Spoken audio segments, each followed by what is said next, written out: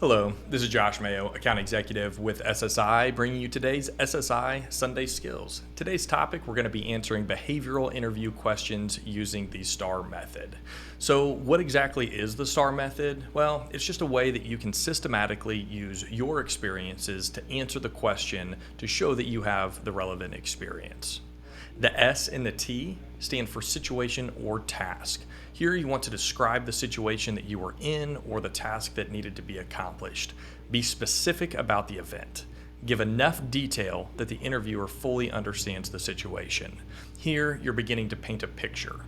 This situation can be from a previous job, your current position, volunteer experience, or really any other relevant event in your life. The A is for the action that you took.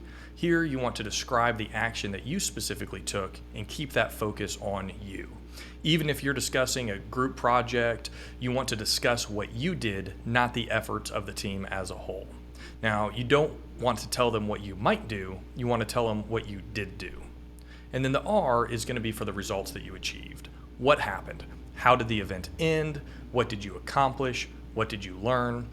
And even if the event didn't end in a total positive note, just be sure to let that interviewer know what you learned from that experience and how you would apply this information to a similar situation in the future. The interviewer really wants to know if you are able to be coached and open to feedback. In the interview, listen carefully to each question and make sure that you pull one example out of your bag of tricks that demonstrates the desired behavior. With a little bit of practice and a relatively small set of examples, you'll be able to appropriately answer a number of different behavioral questions. In general, behavioral questions are going to try to uncover skills in 5 different areas. These areas are teamwork, leadership, problem solving, communication, and initiative.